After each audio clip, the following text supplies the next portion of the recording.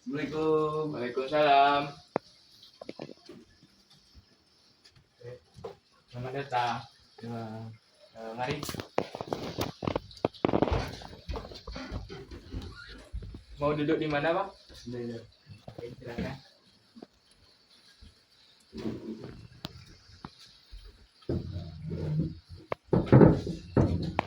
Baik, apakah sudah nyaman posisi sejauh ini? Nyaman Pak. Nyaman. Oke. Sebelumnya tahu di sini ada praktik konseling dari mana? Dari teman. Dari teman. Oh. Kalau boleh tahu alamatnya di mana? Alamatnya Lolo Gedang. Dulu Gedang. Wih, jauh ya sampai ke Sungai Buloh. Jauh. Oh, baik. Kalau saya boleh tahu namanya siapa? Nama saya Muhammad Bisaiman, bisa dipanggil Aiman. Oh, berarti di rumah biasa dipanggil apa? Aiman. Aiman. Oh, boleh saya panggil Aiman? Boleh. Aiman sekarang statusnya masih sekolah atau udah kuliah? Ya sekolah di Man 1. Man 1 Sungai Buloh. Ya. Oh, berarti masih anak sekolah ya? Masih Pak. Oh, baik. Sebelumnya Aiman sudah pernah ikut kegiatan atau praktik konseling? Belum. Belum. Baru ini. Oh, baru ini. Ya. Di sekolah tidak pernah ikut kegiatan konseling atau pergi konseling ke guru BK ya? Mungkin pernah beberapa kali Pak. Pernah beberapa kali Aiman yang datang atau dipanggil oleh guru BK? Dipanggil. Dipanggil. Oh. Baik, mungkin akan sedikit saya jelaskan.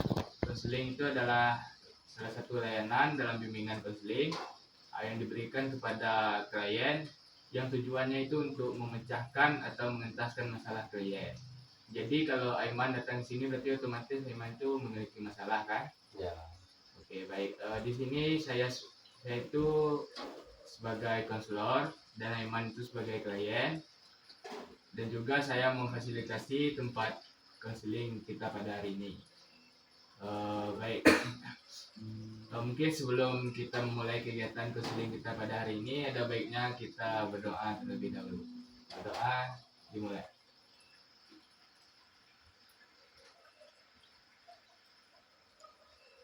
Baik, berdoa selesai. Baik, Aiman. Sebelumnya saya tanyakan, Aiman ada masalah apa hari ini sampai datang untuk konseling kepada saya jauh-jauh dari Lolo Gedang ke Sungai Buloh? Mungkin masalah keluarga sama ekonomi Pak. Masalah keluarga sama ekonomi. Ya. Bisa Aiman ceritakan mungkin satu-satu masalah keluarga dulu? Mungkin masalah keluarga itu Bang, karena jauh orang tua gitu. Oh, jauh dari orang tua. Oh, berarti Aiman di sini ngekos atau pulang balik dari Lolo Sungai Penuh gitu? Oh, ngekos di sini. Ngekos sendirian? Ya sendiri Bang. Di mana kalau boleh tahu alamat kosnya? Alamat kosnya di Kota Lolo. Di Kota Lolo. Oh, berarti dekat sama sekolah ya? Ya dekat. Berarti Aiman di sini menceritakan masalah keluarga karena jauh. Ya. Kalau boleh tahu Aiman sudah jauh dari keluarga itu sejak kapan? Sejak kelas 1 SMP Bang. Oh, berarti SMP juga sudah di Sungai Penuh. Udah. Baik, juga saya harapkan di sini Aiman itu dapat sukarela dan terbuka dalam menceritakan masalah, misalnya menceritakan hal-hal yang serasanya atau dirasakan oleh Aiman itu mengganggu kehidupan Aiman, bisa mengganggu pikiran atau kegiatan Aiman sehari-hari. Dan juga misalnya segala data ataupun keterangan yang Aiman ceritakan atau Aiman berikan kepada saya itu akan saya rahasiakan, terkecuali jika Aiman itu meminta saya untuk menceritakan masalah Aiman ini kepada orang tua ataupun keluarga. Jika tidak, maka data ataupun keterangan yang Aiman berikan kepada saya itu cukup kita berdua dan Allah yang tahu. Baik. Lalu apa yang Aiman rasakan saat ini sampai datang ke konseling itu? Apakah sudah rindu dengan orang tua atau sudah bosan sendirian? Biasanya Aiman itu dimasakin makan tinggal makan gitu. Kalau sekarang kalau ngekos tentu makan, kalau tidak beli ya masak sendiri. Jadi apa kalau kesah Aiman jauh dengan keluarga? Jauh keluarga yang pertama tuh rindu kan bang. Ya. Terus kalau misalnya jajan udah habis, nah susah juga kan bang. Nah, gitu. Oh, jadi kalau misalnya jajan sudah habis tuh orang tua Aiman tuh ngirim uangnya ditransfer atau Aiman jemput ke Lolo atau gimana? Biasanya kerja bang, kerja sebenarnya gitu. Oh, berarti Aiman tuh jadi jajan sendiri, sendiri Ya. gitu. Oh, jadi orang tua Aiman tuh tidak eh, ngasih jajan atau gimana? Dikasih bang, cuman eh tidak cukup lah gitu bang. Oh, tidak cukup. Ya. Oh, apa yang membuat tidak cukup jajan? Kalau boleh tahu, maaf kalau boleh tahu, berapa uang jajan yang dikasih oleh orang tua Aiman pada Aiman? Kalau dulu tuh 50 seminggu bang. Hmm. Nah, soalnya itu kakak kuliah kan, dua-duanya. Jadi bayar ini kakak kuliah kan banyak bang. Oh, karena banyak biaya kuliah. Ya. Sekarang udah yang satu udah wisuda kan bang. Jadi sudah nggak banyak-banyak kemarin duit. Jadi jajannya udah 100. 100 per minggu. Ya. Itu uang jajan saja atau termasuk uang minyak atau uang Oh, gas? uang jajan aja. Berarti misalnya untuk biaya kos Aiman bayar sendiri atau orang tua? Orang tua. Berarti 100.000 per minggu. Ya. Kalau menurut saya 100.000 per minggu itu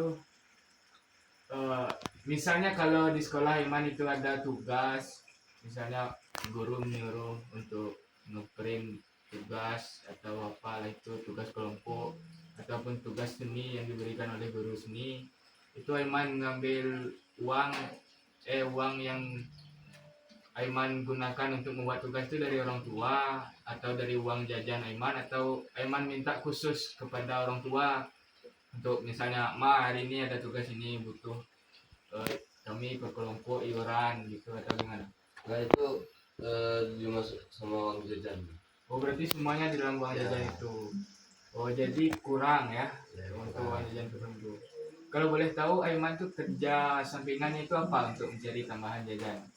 Nah itu ada sepupu yang buka jadi toko sepatu gitu bang. Toko sepatu. Ya, jadi kerja di sana Kalau boleh tahu toko sepatunya di mana? di Desa Gedang. Bisa Gedang. Nama tokonya? Itu tempat sepatunya tuh langsung sama cuci sepatunya gitu. Oh, Jadi Sosklin Kerinci bang. Sosbin Kerinci. Oh, kalau boleh saya tahu sistem kerja Aiman itu gimana, misalnya per shift atau freelance, atau freelance itu maksudnya mungkin 1 minggu aja Aiman kerja waktu Aiman libur, atau Aiman sepulang sekolah lanjut kerja atau bagaimana? Kalau itu kan jadi itu per sepatu gitu bang. Jadi emang ngambilnya tuh di bagian nyuci aja. Bagian nyuci aja. Ya, soalnya kan pulang sekolah nggak menentu kan bang. Jadi bisa kapan aja maksudnya bang kerjanya. Jadi per sepatu gitu. Gajinya tuh per sepatu. Oh, jadi maksudnya itu Aiman itu kerja sesuai dengan orderan gitu. Ya. Oh, berarti bisa Aiman kerjakan sepulang sekolah. Sekarang kan kalau setahu saya itu kan SMA itu sudah full day. Ya. Oh, berarti kalau pulang sore misalnya orderan lagi banyak, Aiman tuh istirahat dulu atau langsung kerja atau bagaimana? Kerjanya tuh boleh kapan aja bang. Jadi pas jajan udah habis boleh masuk. Oh, berarti Aiman tidak rutin Tidak pegawai tetap loh, tidak Bang. pakai, berarti freelance Ya, lah gitu ya. ya. Oh. Misalnya saya beradakan tuh Aiman di kondisi seperti ini. Misalnya tugas lagi menumpuk gitu. Ya. Tapi Aiman sedang berada dalam posisi tidak punya uang jajan lagi. Ya. Apa yang Aiman lakukan jika tugas menumpuk dan uang jajan tidak ada dan mengharuskan itu Aiman itu untuk bekerja? Apa yang Aiman pilih dan apa yang Aiman lakukan? Kalau itu saya milih bikin tugas dulu bang, baru baru Oh, bikin tugas dulu. Berarti kerja sampai malam gitu. ya Membersihkan sepatu sampai malam karena bikin tugas. ya Apa yang Aiman rasakan kalau hal seperti itu terjadi? ya gimana bang, sedih juga. Sedih? Ya. Apakah Aiman tuh tidak capek? Gitu? Kalau dibilang capek, capek bang, tapi lebih capek orang tua kan bang, soalnya dekat juga kerja gitu, dari uang. Oh ya, bagaimana tanggapan orang tua Aiman kalau tahu Aiman tuh sekolah sambil bekerja? Awalnya nggak tahu bang, jadi kok orang tua mikir tuh kok ini cukup terus uang jajannya gitu kan. Nah, jadi ditanya apain aja, itu baru bilang terus sambil kerja gitu. Jadi semenjak Aiman ini sudah bekerja, apakah Aiman tuh masih mengharapkan uang jajan dari orang tua atau sudah bisa mengandalkan penghasilan sendiri? Misalnya sudah besar, gitu, tidak perlu jajan orang tua lagi. Kalau itu tergantung orang tua mau dikasih kasih, kalau enggak Kalau boleh tahu orang tuanya kerja apa ya, Mas? petani bang. Petani, dua-duanya. Ya Ayah dan ibu petani gitu. Jadi misalnya kalau Aiman kan sudah rindu orang tua misalnya. Kalau Sabtu Minggu itu apakah Aiman tidak bisa pulang ke Lolo untuk misalnya membantu orang tua atau gimana, atau Sabtu Minggu itu Aiman tetap di Sungai Penuh untuk bekerja? biasanya tuh 2 minggu sekali. 2 minggu sekali pulang ke rumah. Ya Misalnya kalau sudah pulang ke rumah tuh apa yang Aiman lakukan? Mungkin selanjutnya kalau saya boleh tahu, mungkin Aiman ceritakan mungkin keadaan Aiman sekolah saat ini bagaimana? Apakah ada masalah dengan guru atau masalah dengan siswa ataupun masalah ada dengan waktu Aiman, misalnya Aiman karena ngekos sendiri susah untuk bangun pagi, sering telat atau bagaimana? paling masalah di sekolah itu masalah nilai sama guru. Masalah nilai sama guru. Kalau boleh tahu tuh, penyebab Aiman memiliki masalah dengan nilai oleh guru itu apa? Gimana ya bang, gurunya tuh marah gitu bang. Guru marah. Ya jadi apa yang diajarkan tuh nggak nangkap gitu bang. Nah, jadi susah pas ujiannya, jadi remedial lagi. Oh, berarti susah pas ujiannya. Ya. Apakah cuman masalah itu saja? Itu berkelahi gitu bang, sering berkelahi kan bang. Oh, sering berkelahi. Ya. Misalnya Aiman sedang memiliki masalah dengan guru, lalu nilai Aiman itu terancam untuk mungkin tidak bagus ke depannya. Apakah guru itu tidak memberikan kesempatan misalnya tugas untuk menambah nilai di luar media ya, tugas untuk menambah nilai atau apa yang harus Aiman lakukan untuk nilai itu bisa bagus itu? Apakah guru itu tidak memberikan kesempatan? Paling ada bang, cuman kalau dikasih remedial kan dikerjakan di rumah kan bang, jadi nggak tahu gimana jalan-jalannya, kayak MTK bang ada rumus-rumusnya gitu, jadi susah mengerjakannya. Oh, berarti masalahnya itu Aiman tuh tidak suka dengan gurunya, jadi membuat Aiman tuh tidak menangkap pelajaran lalu apa yang diberikan oleh guru tersebut. Ya Nah, mungkin ini sedikit saran dari saya, mungkin saya sebagai konselor dan Aiman juga sudah datang. Mungkin saya dulu juga pernah sekolah gitu. Saya paham tentang kondisi yang sedang dialami Aiman. Jadi misalnya begini, gurunya itu pemarah. Posisikan saja kondisi Aiman itu seperti rubah mindset Aiman itu bahwa guru itu tidak pemarah gitu. Misalnya begini, gurunya itu suka marah-marah, mungkin memang cara ngomongnya seperti itu, mungkin memang tipe dia menjelaskan kepada muridnya seperti itu. Mungkin misalnya dalam sekelas itu banyak murid, kalau murid yang memahami tentang misalnya gurunya ngomong keras, sering marah-marah. Kalau murid yang paham karena guru itu marah, dan juga guru itu marah-marah itu juga bukan bukan berarti muridnya salah. Mungkin gurunya itu marah-marah untuk tegas gitu, mengarahkan muridnya yang lebih baik gitu. Jadi itu saran saya itu, Aiman itu sabar, pertama sabar, lalu pahami guru itu atau apakah dia memang pemarah gitu. Kalau memang dia pemarah itu, ya kita jangan memancing amarahnya untuk meluap-luap. Misalnya dia marah, kita marah melawan gitu, jangan seperti itu. Jadi kita tuh cukup dengarkan kalau dia lagi marah gitu, apa yang dia jelaskan itu perhatikan. Jadi misalnya Iman itu tidak menangkap apa yang dijelaskan oleh guru itu, rubah mindset Iman seperti ini. Kalau gurunya pemarah berarti Aiman susah fokus itu. Jangan, jadi Aiman itu alihkan fokusnya. Kalau menurut pandangan saya saat ini, Aiman itu fokus kepada marahnya, bukan kepada pelajarannya.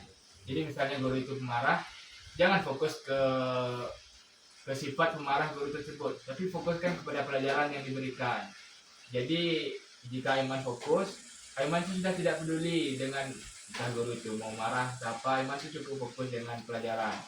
Mungkin jika Aiman itu fokus dalam pelajaran, membuat tugas yang diberikan oleh guru tersebut tuh bisa jadi slow down gitu, tidak marah lagi. Jadi mungkin itu sedikit saran dari saya.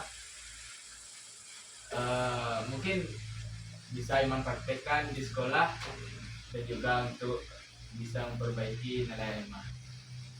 Lalu ke sekolah apakah Aiman terus sering terlambat atau gimana?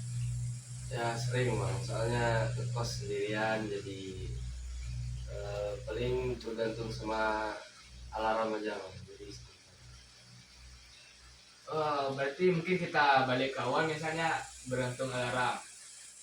Misalnya Aiman sekolah kan tiap hari, pulang sore. Misalnya sepulang sore itu tugas numpuk, lalu dilanjutkan dengan Aiman bekerja kan.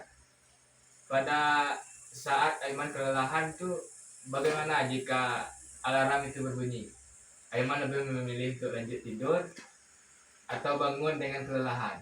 nah awalnya pas kelas 1 bang, nah, itu pasti lebih tidur bang. Jadi pas mau naik ke kelas 11 kan jadi disidang kan bang.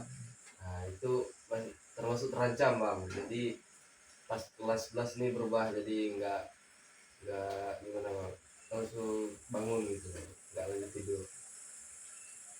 Oh, berarti apa motivasi Aiman tuh yang awalnya malas untuk bangun karena capek tuh, dan berubah menjadi walaupun capek tetap bangun gitu harus sekolah. Apa motivasi Aiman berbuat itu? Motivasinya tuh biar menjadi lebih baik gitu bang. Jadi lebih baik. Ya. Eh, apakah ada pendorong atau bagaimana ya, penyemangat gitu Aiman untuk semangat di sekolah? Misalnya saya orang tua capek cari uang untuk sekolah tapi dia malas-malasan, contohnya seperti itu, atau ada contoh lain gitu? Ya itu bang, soalnya pas disidangkan lapornya ditahan gitu bang. Jadi orang tua tuh nangis gitu bang, bilang kenapa nggak malas-malas sekolah gitu. Jadi terdorong buat bangun pagi, kerjain tugas. Oh, berarti waktu Aiman sidang itu kelas 10 Ya dari kelas 11. naik ke 11. Oh, sidang untuk kenaikan kelas Ya, gitu ya. Berarti orang tua Aiman datang pada saat sidang tersebut. ya karena sidangnya tuh tertutup bang, jadi diliburkan seluruh siswa. Maksudnya orang tua Aiman tuh diundang atau Aiman sendiri? Enggak semua bang, jadi diumumin aja.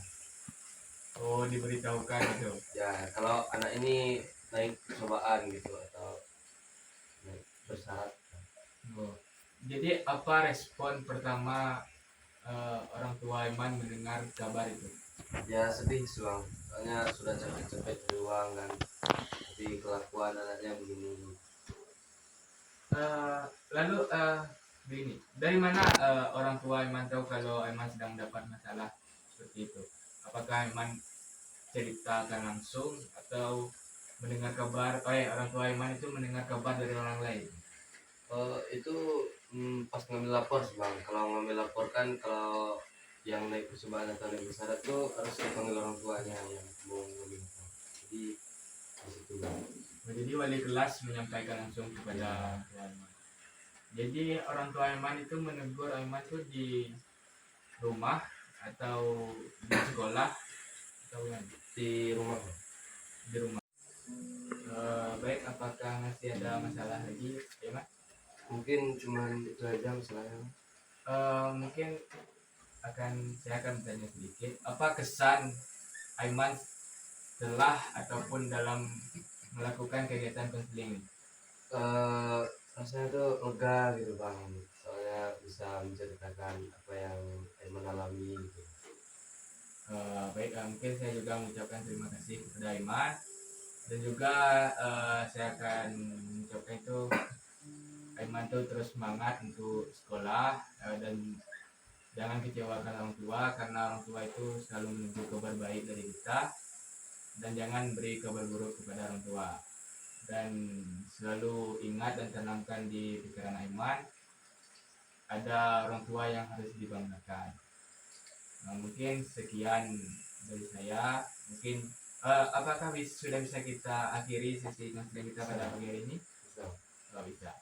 Baik, terima kasih kepada Aiman.